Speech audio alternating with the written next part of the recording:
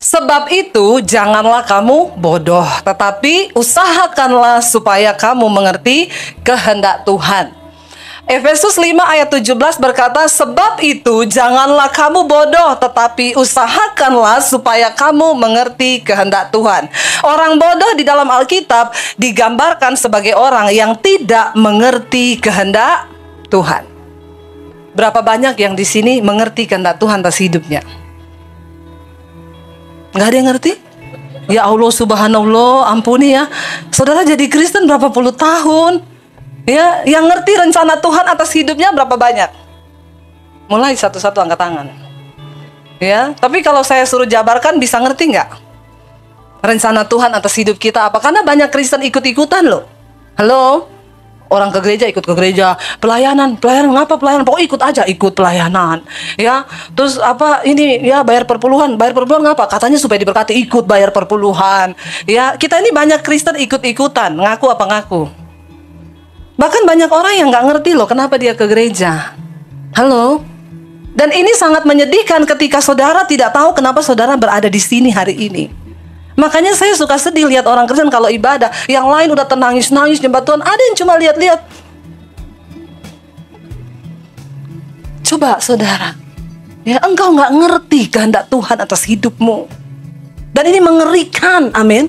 Alkitab firman Tuhan bilang, jangan engkau bodoh, tapi usahakanlah supaya kamu mengerti kehendak Tuhan. Orang yang gak ngerti kehendak Tuhan dalam hidupnya itu dikategorikan sebagai orang bodoh. Karena bagi sebagian orang hidup ini ya begini aja. Ya saya lahir, nanti saya makan, jadi besar, saya kerja, dapat duit, lalu saya kawin. Habis kawin ya tua lah, habis tua ya mati. Kita sering kali berpikir hidup hanya sesimpel itu. Dulu ketika saya belum kenal Yesus, ya waktu saya masih Muslim, saudara, saya berpikir bahwa ya hidup itu cuma seperti itu aja. Bahkan tidak jarang saya menyalahkan Tuhan ketika saya menghadapi persoalan. Saya bilang, Tuhan, kenapa sih engkau kurang kerjaan ciptakan saya di dunia? Kalau kita bisa memilih untuk dilahirkan, kita pasti bisa pilih dong kita lahir di keluarga yang happy. Amin apa amin? Yang kaya, bener nggak? Apa yang kita mau ada. Ya, kita kalau bisa memilih, kita pasti memilih dengan muka yang cantik terlahir ke dunia ini, bener nggak? Yang hidungnya mancung, ya kulitnya putih, rambutnya bagus. Tapi kan kita nggak pernah bisa memilih. Nah, ketika saya bertobat di jamaah Tuhan tahun 95, saya terima Yesus secara pribadi, saya mengerti. Ternyata Tuhan punya rencana dan kehendak untuk menciptakan saya di dunia ini. Bener nggak? Untuk apa kita ada di dunia? Tuhan punya rencana. Sudahkah engkau mengetahui rencana Tuhan atas hidupmu? Amin. Saudara, karena kalau kita nggak temui kehendak Tuhan dalam hidup kita, kita capek loh hidup di dunia ini, bener capek. Tapi ketika kita temui, Rasul Paulus adalah orang yang sudah menemukan rencana dan kehendak Tuhan atas hidupnya, sehingga dia bisa berkata, bagiku hidup adalah memberi buah, bagi Kristus mati adalah sebuah keuntungan. Rasul Paulus menyadari itu, bahwa hidup bagi dia adalah berbuah bagi Kristus, mati adalah sebuah keuntungan. Ada banyak orang yang gak ngerti kehendak Tuhan. Coba kita mulai dari rumah tangga. Ketika kita terpancing untuk ribut, suami istri berantem, kehendak Tuhan bagi rumah tangga kita itu apa? Damai, sejahtera. Tapi kita lebih memilih berantem, ribut, atau bahkan sebagian orang memilih untuk bercerai. Apakah itu kehendak Tuhan? Kita bicara tentang kehendak Tuhan, saudara, jangan berpikir yang terlalu muluk-muluk ya. Yang saya bakal jadi pengkhotbah besar, nanti saya bakal gini. Enggak. Mulai dari rumah tangga hidup kita sendiri. Ketika di depan kita ada pilihan untuk berbuat dosa atau mengejar kekudusan, yang kehendak Tuhan yang mana? Kita jatuh bangun di dalam dosa atau kita melakukan kehendak Tuhan, mengejar kekudusan itu? Kalau kita masih jatuh bangun dalam dosa, maka kita dikatakan sebagai orang bodoh, sekalipun kita sudah melayani Tuhan. Tapi kalau kita tidak melakukan kehendak Tuhan, kita bodoh, saudara. Satu contoh di dalam Alkitab, saudara, siapa? Raja Saul. Ya, coba kita buka ayatnya. Saul dikatakan orang yang bodoh di hadapan Tuhan. Kenapa? 1 Samuel pasal 13 ayat yang ke-8 mulai. Kita baca sama-sama. 1 Samuel pasal 13 ayat yang ke-8, kita akan baca sampai dengan ayat yang ke-14. Saudara lihat akibat kebodohan dan apa konsekuensinya. 1 1, 2, 3 kita baca. Ia menunggu 7 hari lamanya sampai waktu yang ditentukan Samuel. Tetapi ketika Samuel tidak datang ke Gilgal, mulailah rakyat itu berserak-serak meninggalkan dia. Jadi ceritanya begini, sebelum kita lanjut baca, 1 Samuel pasal 13 ini bercerita ketika itu mereka berhasil memukul kalah pasukan Filistin. Lalu Saul menjadi bangga, dia mengumumin seluruh negeri bahwa mereka telah pukul kalah pasukan Filistin. Mereka memperoleh kemenangan. Hal itu didengar oleh orang Filistin. Lalu orang Filistin menjadi marah. Mereka bangkit dengan kekuatan tentara, ribuan kereta kuda, dan ratusan ribuan, bahkan ratusan ribu rakyat yang ikut menyerang kepada Saul. Lalu ketika barisan orang Filistin sudah mendekati ke daerah tempat Saul ada di Gilgal, ya. Saul ini nunggu. Samuel bilang 7 hari aku akan datang ke situ. Kita akan mempersembahkan korban. Kamu pokoknya jangan mempersembahkan korban. Dia tunggu. Samuel nggak datang, saudara. Apa yang terjadi? Ini ayat yang ke-8 bilang, ya. Lalu mulailah rakyat itu berserak-serak meninggalkan dia. Lalu orang Israel mulai tinggalkan Saul karena mereka takut dengan pasukan orang Filistin yang akan datang menyerang, saudara. Lalu ayat yang ke-9 bilang, kita baca sama-sama. Sebab itu Saul berkata, bawalah kepadaku korban bakaran dan korban keselamatan itu. Lalu ia mempersembahkan korban bakaran. Saudara perhatikan, niatnya Saul ini baik nggak? Sebelum maju berperang, dia berkehendak untuk mempersembahkan korban bakaran dan korban keselamatan, menyembelih anak domba di hadapan Allah supaya ada perlindungan penyertaan Tuhan. Tetapi niat baik kalau tidak dilakukan berdasarkan kehendak Tuhan akan menjadi sebuah kebodohan di hadapan Tuhan. Amin. Jadi niat baik aja nggak cukup. Saul waktu itu kedudukannya raja. Dia tidak boleh mempersembahkan korban karena itu adalah bagiannya imam. Ya, zaman dulu saudara, begitu orang salah melangkahi apa yang sudah Tuhan tetapkan, langsung kena hukum. Beda sama zaman sekarang. Orang boleh seenaknya mengambil bagian yang mereka anggap mereka bisa, dan Tuhan kayaknya diamin aja. Tapi hati-hati saudara, kalau itu bukan kehendak Tuhan, maka kita akan celaka loh dalam hidup ini. Ya, lalu Saul merasa dia bisa, padahal dia lupa dia tidak ada pengurapan sebagai imam. Dia adalah raja. Sekalipun dia berkuasa, tapi dia nggak boleh ambil bagiannya imam untuk dilakukan. Tuhan marah. Sudah baca ayat yang berikutnya, ayat yang ke-10 dikatakan apa? Baru saja ia habis mempersembahkan korban bakaran, maka tampaklah Samuel datang. Saul pergi menyongsongnya untuk memberi salam kepadanya, ayat 11. Tetapi kata Samuel, apa yang telah engkau perbuat? Jawab Saul, karena aku melihat rakyat itu berserak-serak meninggalkan aku, dan engkau tidak datang pada waktu yang telah ditentukan. Padahal orang Filistin telah berkumpul di Mikmas, ayat yang ke-12. Maka pikirku, sebentar lagi orang Filistin akan menyerang aku di Gilgal, padahal aku belum memohonkan belas kasihan Tuhan. Sebab itu aku memberanikan diri, lalu mempersembahkan korban bakaran. Yang niatnya baik, kalau tidak sesuai kehendak Tuhan, nggak bisa. Amin, saudara. Jadi jangan cuma main tabrak dengan niat baik ya. Kalau itu Tuhan nggak berkehendak, hancur semuanya. Seringkali kita merasa kita bisa, kita mampu dengan cara pikir kita. Apa yang menghalangi kita ini bisa jadi orang yang bijaksana? Karena kita ini semua punya pikiran. Dan seringkali ketika keadaan terdesak, ya, maka karakter asli kita tuh muncul. Lalu kita lupa tanya apa kehendak Tuhan. Ya, bener nggak? Apa yang sedang mendesak saudara hari-hari ini? Kebutuhan keuangan kah? Apa yang sedang mendesak saudara hari-hari ini? Anda butuh disembuhkan? Ingat, balik kepada Tuhan. Tanya apa kehendak dan maunya Tuhan. Karena kita nggak bisa seenaknya kita untuk melakukan apa yang sebenarnya niat baik. Tapi kalau itu bukan kehendak Tuhan, maka sia-sia. Ini pernah terjadi dengan kisahnya siapa? Daud. Ketika Daud berikhtiar untuk memindahkan tabut Allah ke Yerusalem.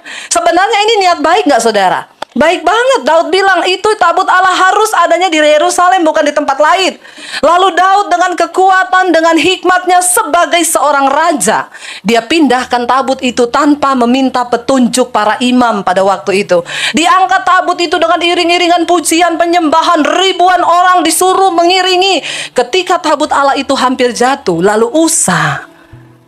Saya mau tanya, niat baik Usa itu punya niat baik nggak? Baik. Karena dia takut tabut itu akan jatuh. Lalu dia berusaha menahan tabut itu. Apa yang terjadi? Usa mati di sambar api Tuhan. Ketika itu saudara, iring-iringan para pemusik, penyanyi, semuanya berhenti dan menjadi sebuah kedukaan. Daud ketakutan melihat apa yang terjadi. Daud bilang, stop, jangan bawa tabut itu. Titip rumah imam yang paling dekat di sini siapa? Obed-Edom. Taruh di rumah Obed-Edom. Kita akan pikirkan selanjutnya apa yang akan kita lakukan. Ingat saudara, niat saja nggak cukup. Kalau itu tidak sesuai dengan rencana Tuhan, maka Tuhan tidak berkenan. Gereja hari-hari ini kita perlu berdoa banyak kepada Tuhan. Minta tuntunan Tuhan atas gereja ini apa? Minta tuntunan Tuhan atas kehidupan kita itu apa? Kita nggak bisa bergerak dengan kekuatan kita sendiri. Dan ketika gereja mulai bergerak dengan kekuatan pikirannya sendiri, maka apa yang akan terjadi? Stuck, saudara. Mungkin jemaatnya bertambah banyak, tapi pertumbuhan iman nggak ada di sana. Mungkin kita rajin ke gereja, tapi sudah nggak ada lagi hubungan pribadi dengan Tuhan. Lalu untuk apa engkau duduk setiap hari Minggu di bangku ini? Amin. Kita berdoa saudara, supaya gereja ini, khususnya di tempat ini, yuk kita minta pimpinan Tuhan. Rendahkan hati, duduk di hadirat Tuhan. Tapi sekarang kebanyakan saudara semuanya pakai logika sendiri, dijalankan dengan kekuatan sendiri. Nggak bisa. Ini perkara rohani, tidak bisa ditangani oleh manusia duniawi. Amin. Kita perlu pimpinan Tuhan. Dalam rumah tangga kita butuh pimpinan Tuhan. Di dalam pelayanan kita butuh pimpinan Tuhan. Lihat niat Daud baik. Akhirnya Daud pulang saudara, ketika dia sudah tidak ada kepikiran lagi untuk memindahkan tabut, dia akhirnya titip rumah Obed-Edom, diberkati luar biasa. Daud mendengar Obed-Edom diberkati karena tabut itu. Lalu dia panggil imam. Dia minta petunjuk kepada imam. Lihat baik-baik. Daud meminta petunjuk kepada imam. Lalu imam-imam bilang, kamu angkat tabut itu nggak boleh sembarang orang. Itu harus orang Lewi yang pikul. Jangan suruh Usa, dia bukan imam. Makanya terbakar. Siapa Lewi? Kaum imam pada waktu itu. Ketika itu Daud mendengar apa yang imam-imam itu suruhkan kepadanya sesuai dengan yang Tuhan mau. Lalu saudara, Daud ketika yang pertama dia pikul tabut itu dengan iringan, dia pakai baju kerajaan. Sebagai raja, dia pakai jubah rajanya. Ketika yang kedua kali, imam-imam bilang nggak boleh. Semua harus pakai jubah keimaman. Tanggalkan baju rajamu dan engkau kenakan jubah keimaman dari kain efod. Lalu Daud pakai itu, mereka bawa iring-iringan setiap berapa meter sembelih korban. Jalan lagi, sembelih korban, jalan lagi. Itu yang Tuhan mau. Akhirnya tabut itu sampai ke Yerusalem. Apa yang kita mau, belum tentu apa itu yang Tuhan mau. Amin. Dan ketika kita melakukan tepat seperti yang kita mau, kita adalah orang-orang yang berkenan di hadapan Tuhan. Dan kita nggak dibilang bodoh. Ya, jangan jadi orang bodoh. 1 miliar taruh di peti. Saya berdoa hari ini kita semua dibukakan Tuhan. Ya, seperti apa yang akhirnya saudara tahu. Balik ke tadi 1 Samuel. Ayatnya, apa yang terjadi dengan Raja Saul ketika dia tidak melakukan apa yang Tuhan mau? Kata Samuel kepada Saul, perbuatanmu itu bodoh. Karena apa? Engkau tidak mengikuti perintah Tuhan Allahmu yang diperintahkannya kepadamu, sebab sedianya Tuhan mengokohkan kerajaanmu atas orang Israel untuk selama-lamanya. Jadi Raja Samuel berkata, Saul, yang engkau lakukan itu bodoh. Kenapa? Karena engkau tidak menuruti perintah Tuhan. Sebenarnya dari awal Tuhan sudah berjanji untuk mengokohkan kerajaanmu, tapi karena kebodohanmu yang tidak menurut pada perintah Tuhan, dan ini hal yang sakral. Lalu ayat yang ke-14 bilang apa? Tetapi sekarang kerajaanmu tidak akan tetap. Tuhan telah memilih seorang yang berkenan di hatinya, dan Tuhan telah menunjuk dia menjadi raja atas umatnya, karena engkau tidak mengikuti apa yang diperintahkan Tuhan kepadamu. Pada akhirnya apa yang Tuhan mau dari hidup kita adalah ketaatan. Ya, kalau mau dibilang salah apa sih? Saul mungkin bilang, saya salah apa? Saya itu cuma pengen mempersembahkan korban loh. Karena musuh sudah berada di depan. Sebentar lagi saya diserang sama orang Filistin. Saya pengen sebelum berperang, ya kita mempersembahkan korban. Sementara Nabi Samuel nggak datang-datang. Lalu salah saya tuh apa? Tapi Tuhan bilang, engkau melakukan apa yang bodoh, dan itu nggak berkenan di mataku. Tadinya Tuhan sudah berjanji mengokohkan kerajaannya Saul. Saat itu juga Tuhan terpaksa langsung dapat pengganti Tuhan. Nggak lama-lama Samuel bilang, tetapi karena kebodohanmu itu, kerajaanmu tidak akan tetap. Dan Tuhan telah memilih seorang yang berkenan di hatinya. Amin, saudara. Jangan paksakan apa yang bukan kehendak Tuhan. Yang muda-muda di sini yang belum menikah, berdoa supaya engkau dapat jodoh yang sesuai kehendak Tuhan. Amin. Ya, di belakang-belakang sana belum pada nikah itu. Ya, di atas 30 tahun Tuhan lepas tangan loh. Ya, berdoa supaya dapat yang sesuai kehendak Tuhan. Ya, bukan apa yang kita mau, tapi apa yang Tuhan mau. Karena hidup ini bukan hanya tentang apa yang kita mau, tapi apa yang Tuhan mau. Dan ketika apa yang Tuhan mau itu saya ingat ketika saya di Solo, Tuhan mau bawa saya ke Jakarta. Waktu itu saya bergumul, sudah. Tahu-tahu berapa hari itu nangis terus saya. Nggak ada sebab, nggak ada apa. Ya, bukan lagi masalah keuangan, nangis terus. Lagi pelayanan nangis, lagi di mana nangis, di jalan nangis, di rumah nangis. Saya pikir ada apa ya? Akhirnya saya ambil satu komitmen untuk doa puasa, saudara. Saya pengen tanya Tuhan apa yang Tuhan mau. Lalu saya ambil doa puasa, saya masuk ke menara doa, saya berdoa. Tuhan, saya tahu Engkau mau sampein sesuatu, sampai saya rasa begini terus tiap hari nangis. Ada apa Tuhan? Waktu saya doa, saudara, saya dapatkan hati Tuhan. Tuhan berkata gini. Aku ingin hari-hari ini hamba-hambaku berdiri di atas dasar kebenaran. Aku akan membawa Engkau keluar dari kota ini. Saya bilang, hah? Keluar dari kota ini, saya tolak dalam nama Yesus. Karena saya baru beli rumah di Solo, saudara. Dan kita tuh lagi menikmati rumah baru. Ya, kenapa Tuhan mau bawa saya keluar? Saya pendam itu sendiri, saudara. Menjadi sebuah pergumulan di hati saya gitu ya. Saya pendam. Satu saat iseng, saya tanya sama suami saya gini, perasaanmu hari-hari ini pelayanan kita gimana? Dia bilang gini, aku ya, jujur loh, kalau aku rasa hari-hari ini aku stuck. Terus maksudmu? Kayaknya Tuhan mau bawa kita keluar ya dari kota ini. Saya langsung tengking dalam nama Yesus. Ternyata dia juga dapat yang sama. Dan itu benar-benar, saudara, kita nggak mau. Mikir anak saya 3, udah sekolah lagi. Aduh, mau pindah. Akhirnya kita berdoa gini, beneran nggak ya Tuhan mau bawa kita ya? Kira-kira kalau Tuhan bawa kita kemana? Pindah kita kemana ya? Kata suami saya, kayaknya ke Batam. Kenapa ke Batam? Dia bilang, dulu aku pernah dapat panggilan untuk pelayanan di Batam. Waktu selesai sekolah Alkitab, kata suami saya. Saya bilang, kalau nggak ke Batam kemana? Dia bilang, dulu kan di Jakarta ada pendeta tawarin kita pindah ke Jakarta. Tapi waktu itu kita juga tolak. Enggak Pak, kita di Solo. Kenapa? Kita udah beli rumah di Solo. Kayaknya kalau udah punya rumah, udah menetap banget di situ ya. Tapi pendeta itu bilang gini, enggak, kalian tuh bukan di Solo. Satu saat kalau kalian berubah pikiran, hubungi saya. Kasih tahu kalau kalian mau pindah ke Jakarta. Jadi kita berunding gini, apa itu pendeta kali ya? Yaudah gini aja deh, kita juga melangkah ya. SMS aja pendeta itu. Ya, masih berlaku nggak tawarannya? Saya cari nomor HP-nya di HP saya, saudara, nggak ada. Ternyata kesimpan di HP yang lama. Karena orang penting itu nggak ganti nomor, tapi ganti HP. Amin. Orang nggak penting ganti nomor terus. Tiap ditelepon, telepon yang Anda tuju, nomornya sudah ganti. Ya, apalagi telepon yang Anda tuju sudah berubah. Tapi orang penting ingat ya, ganti HP, amin. Tapi orang nggak penting ganti. Tapi sekarang nomor udah diregistrasi, jadi Anda nggak bisa gonta-ganti lagi. Bener nggak? Nomor kalau udah diregistrasi, nelpon ke HP saya, walaupun saya belum punya nama orang itu, masuk langsung ketulis Nurmin Hayati. Dia telepon, saya langsung bilang, iya Ibu Nurmin. Loh kok Ibu tahu? Ada deh. Padahal karena sudah diregistrasi. Jadi itu khususnya sekarang ini biar nggak ada penipuan, nggak ada apa. Saya cari nomornya udah nggak ada. Terus suami saya bilang gini, gampang ntar saya mintain di gereja. Karena kan dia sering diundang tuh di gereja kita. Saya bilang gini, jangan diminta. Terus kita jadikan ini tanda. Kalau Tuhan mau bawa kita benar pindah ke Jakarta, Tuhan yang kirim itu nomor. Saudara, kira-kira susah nggak? Tuhan kirim nomor susah nggak? Nggak usah sok beriman. Saya tanya pakai logika ini, kira-kira susah nggak pakai logika? Sok beriman semua enggak. Padahal coba di rumah pikir, iya juga ya, susah loh itu. Ya, lo bener nggak? Ya secara logika susah loh. Bagaimana caranya coba Tuhan bawa nomor? Jadi saya sengaja pilih cara yang susah. Saya bilang gini, Tuhan sorry ya, saya bukan kepala batu loh.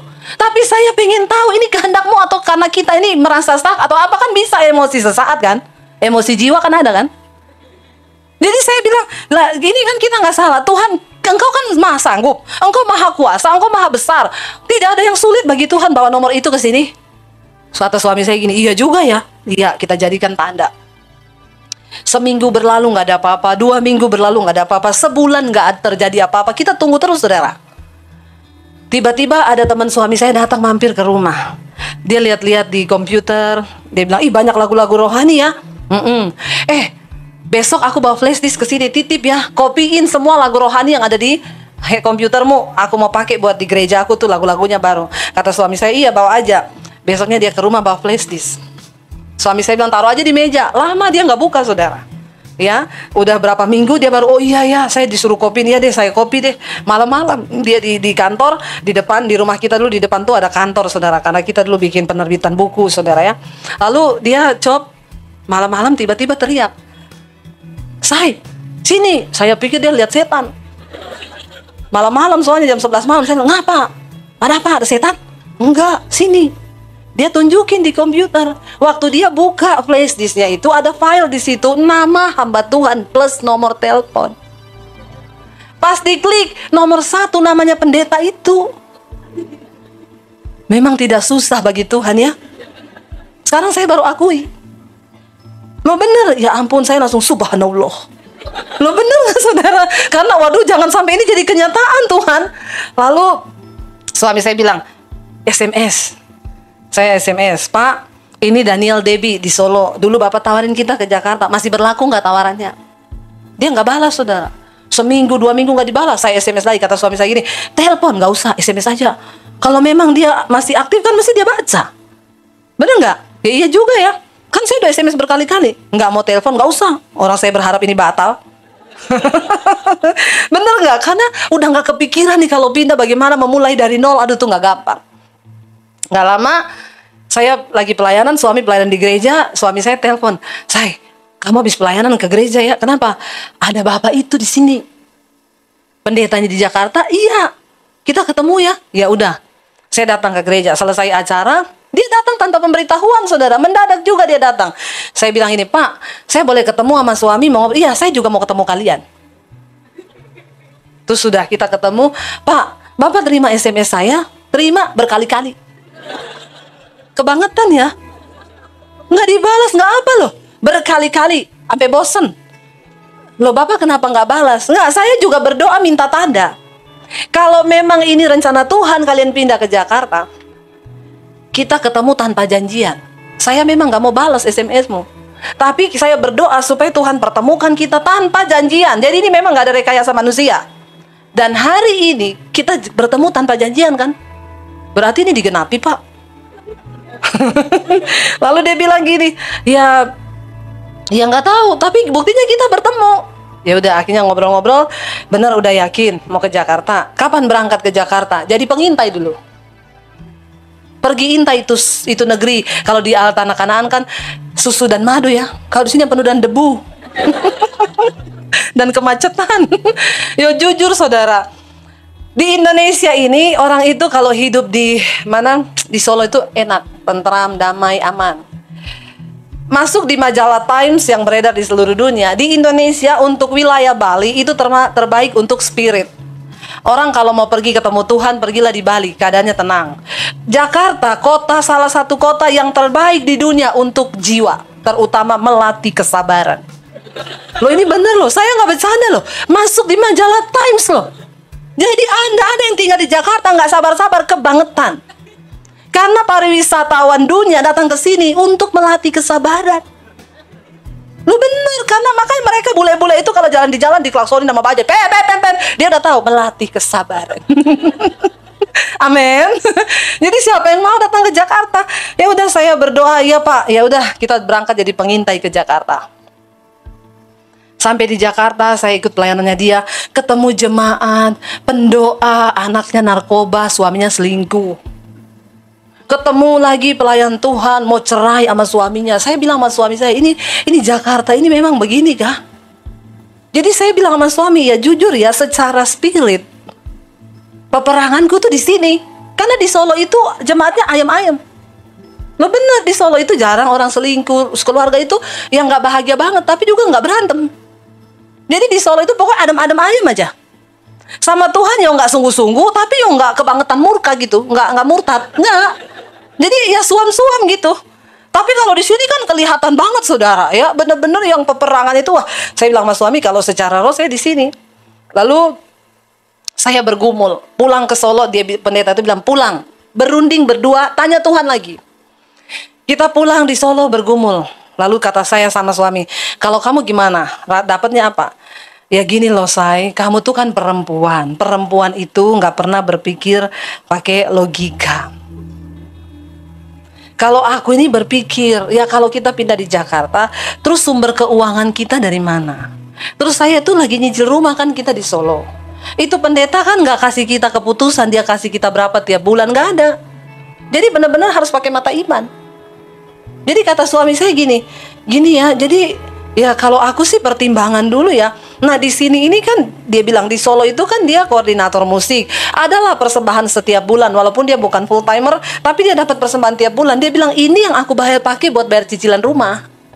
Nah kalau kita pindah, terus di sana nggak ada jaminan apa-apa, terus kita nggak bisa bayar rumah, dan kita kan belum bisa bawa anak 3. Saya bergumul lagi, Tuhan nggak usah dia di sini aja, ya.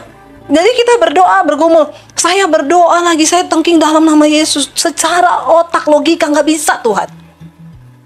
Saya nggak bisa. Lalu Tuhan tuh bilang gini, kamu bukan hamba yang berkenan. Saya kaget. Loh kan di sini saya juga pelayanan. Suami saya pelayanan, ya cukuplah.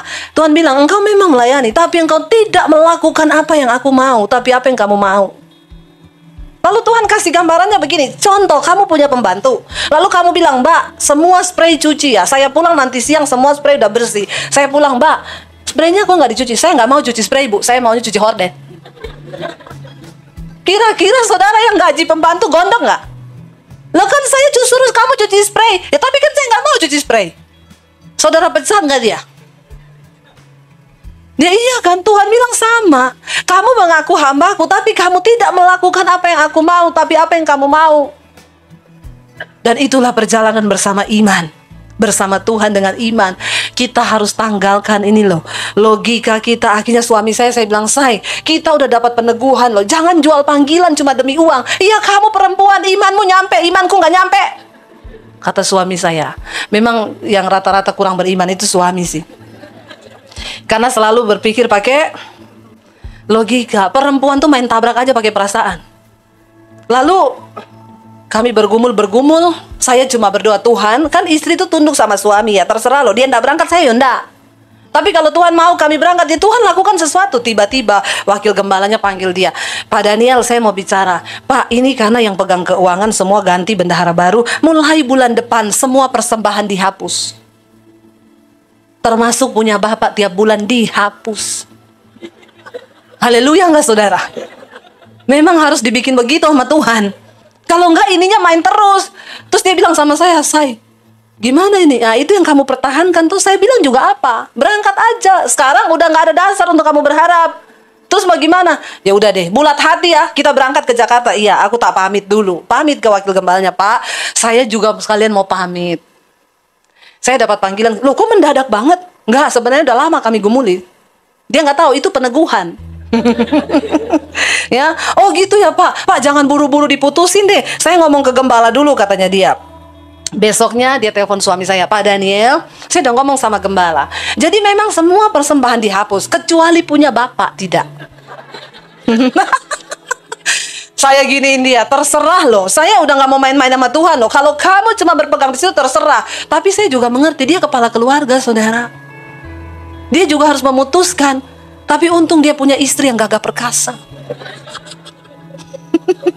Saya berusaha meyakinkan dia akan iman yang benar. Saya percaya kalau kita melangkah di jalannya Tuhan, Tuhan gak mungkin tinggalin kita. Jangan ibu-ibu udah suamimu down, makanya lu itu imanmu di mana? Pakai otak. Wah ini saudara ya, bisa suaminya gantung diri kalau udah begitu.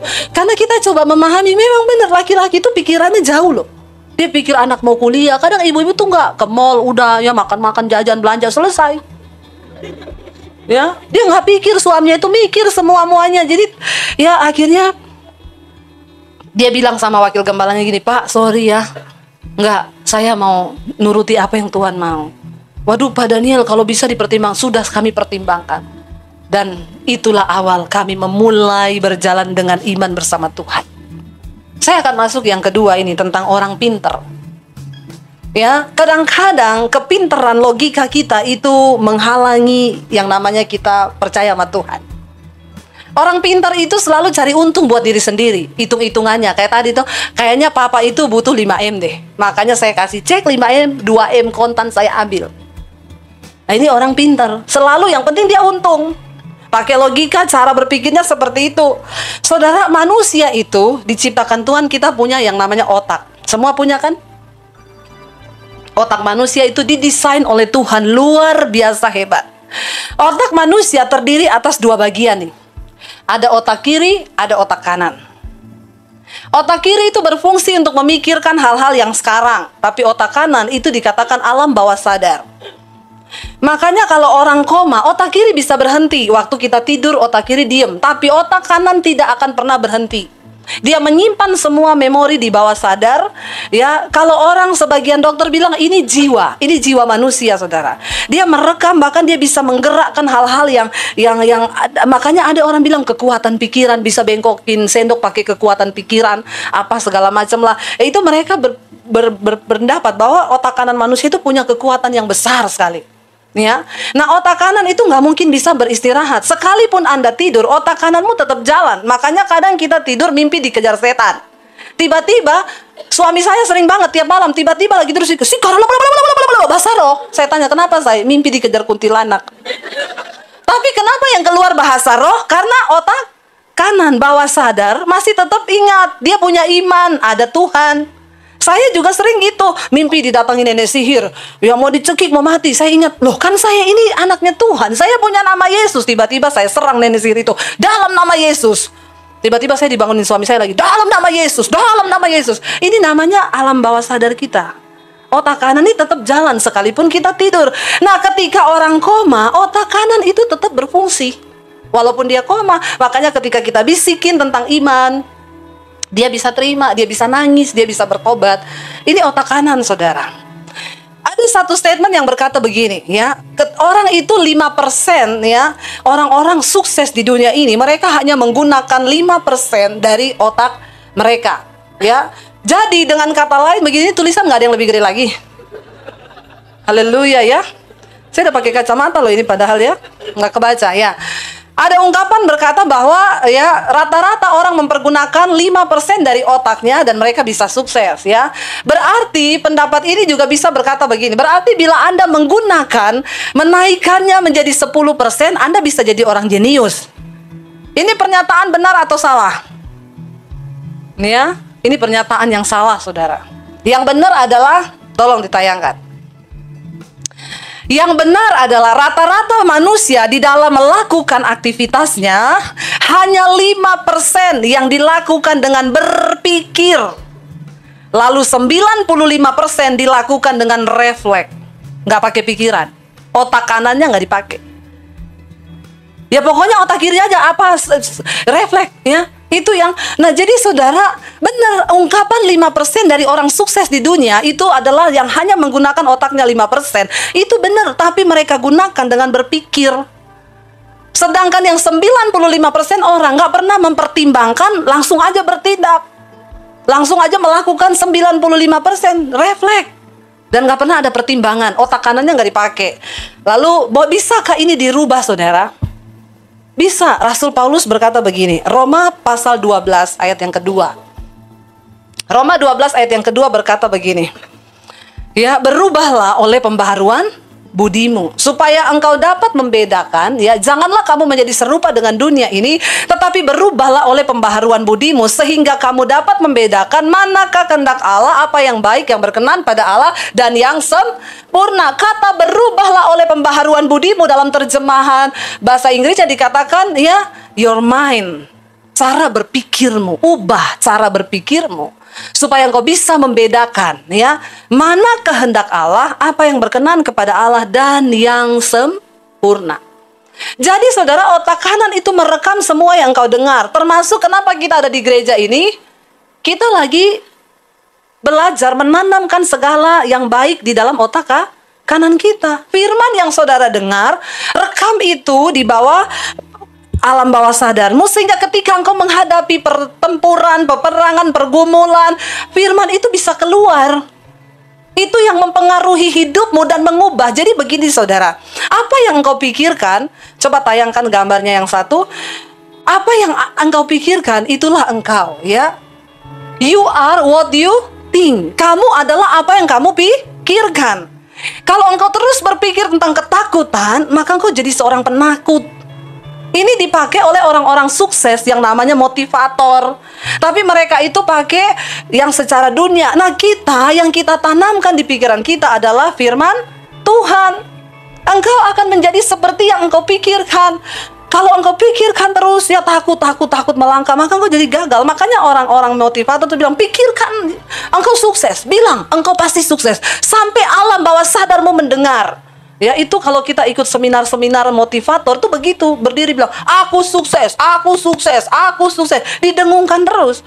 Ini yang Alkitab bilang, pikirkanlah semua yang baik, yang manis, yang patut dipuji, yang disebut kebajikan, ya, yang baik, yang manis, yang suci, yang agung, yang kudus. Pikirkanlah semuanya itu, kata firman Tuhan. Supaya pikiran kita ini berubah. Kenapa saudara? Karena ketika cara berpikirmu berubah, pikiran itu akan berbuah menjadi kehendak. Ketika kehendak itu terus dipupuk, dia berbuah menjadi sebuah tindakan. Dari tindakan itu berubah menjadi karakter. Karakter yang terus dilakukan berubah menjadi perilaku atau sifat. Sifat yang terus-menerus dilakukan dinamakan kebiasaan. Kebiasaan melahirkan nasib. Ya, ketika itu menjadi kebiasaanmu setiap hari, ya maka nasibmu seperti itu. Nggak ada orang diciptakan dengan nasib miskin. Amin. Tapi kalau mentalnya, cara berpikirnya miskin, ya jadi miskin benar. Tapi ketika engkau merubah cara berpikirmu, saya dulu pernah baca kisah suksesnya Andre Wongso, saudara. Dia motivator hebat, kalau diundang tuh ratusan juta bayarannya. Dia itu cuma anaknya seorang tukang jual pisang goreng di sekolah. Waktu itu dia nggak bisa bayar sekolah, lalu gurunya ya panggil mamahnya. Ini dia nggak bisa lanjutin sekolah lagi ya, dia udah nggak bisa bayar sekolah dan juga kayaknya otaknya juga pas-pasan. Jadi ya udah kita keluarin dia. Mamanya memohon tolong kasih Andre kesempatan untuk sekolah. Akhirnya dia dapat beasiswa lalu dia bisa sekolah. Ya lalu mamanya bawa dia ke peramal. Waktu peramal baca garis tangannya, dia bilang gini, ini anak ditakdirkan nasibnya miskin. Sial. Udah ibu nggak usah repot-repot sekolahin karena dia nggak bakal jadi apa-apa. Dia nih nasibnya ditakdirkan miskin. Mamahnya bilang enggak, dia pasti bisa. Dengan semangat saudara dia berusaha, dia berubah. Dan dia sekarang jadi motivator hebat. Sekali undang ratusan juta saudara. Apa yang dibilang nasib? Tidak. Ketika engkau mengubah cara berpikirmu. Kita sudah dengar banyak kesaksian. Siapa? Nick yang badannya cuma separuh. Dulu mau bunuh diri, terjun di kolam renang karena merasa nggak berharga. Tapi karena cinta dan penerimaan orang tua yang selalu peluk dia dan ngomong kamu berharga buat mama papa. Lalu dia bangkitkan dirinya. Dia bilang, saya tidak akan tenggelam dalam keputusasaan dengan kondisi tubuh yang cacat ini. Tapi saya bisa melakukan sesuatu. Dia rubah cara berpikirnya. Makanya Alkitab bilang, berubahlah oleh pembaharuan budimu. Hari ini, apa yang bisa merubah budi kita? Tidak lain, tidak bukan adalah firman Tuhan. Ucapkan firman. Kenapa kita ada di gereja ini? Ya, kenapa kita nyanyikan lagu? Kenapa kita dengar firman? Ini gunanya untuk mencuci loh. Otak kita ini kita masukin dengan hal-hal yang positif yang dari Tuhan. Bahwa Tuhan itu sanggup. Kita menyanyikan pujian tadi, ya pujian-pujian yang kita nyanyikan itu kan bisa merubah ya. Misalnya kita nyanyi mungkin ku tak mengerti apa yang ku alami, namun ku yakin Tuhan punya rancangan terbaik. Makanya kalau nyanyi, tolong pakai ekspresi dengan pikiranmu engkau nyanyi. Amin. Jangan cuma nyanyi baca, pertolonganku datang darimu, Yesus yang ku percaya. Sebaliknya pemain musik juga yang main dengan hati dan pikiran itu terlihat. Ya, ketika dia main biola sambil tutup mata, dia juga di hati dan pikiran yang ta na na na na na. Tapi coba kalau ada main biola na na na na na na, itu kan saudara juga terasa kan? Dia tidak menjiwai, benar nggak? Ada pemain keyboard yang main piano misalnya, lagi main terus, ya itu kan biasa tuh kalau jiwanya main, dia juga ikut soul. Makanya orang tuh bilang gini, malah beda ya mainnya, ada soulnya. Kenapa dibilang ada soulnya? Karena pikirannya ikut main musik, jiwanya, perasaannya juga di situ. Amin, saudara. Itu kita bisa lihat di situ. Ya, dia main tadi piano, mainnya dia sambil meresapi apa yang dia mainkan. Itu pasti beda. Kita rasakan sesuatu yang berbeda. Sebaliknya jemaat juga, engkau nyanyi cuma nyanyi, maaf, Anda pulang gak dapat apa-apa. Itu yang Alkitab bilang engkau bodoh, gak ngerti kehendak Tuhan. Tapi ketika engkau nyanyi dari hati, kenapa kita nyanyi? Yang kita ucapkan itu semua nyanyian di gereja itu kan semua pakai firman.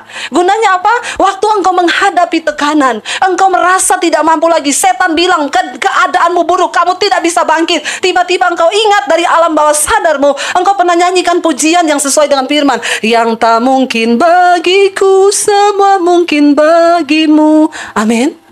Itu karena cara berpikirmu diubah. Apa yang engkau isi di pikiranmu, itu yang akan memerintah engkau melakukan sesuatu menjadi tindakan, lalu itu menjadi nasib.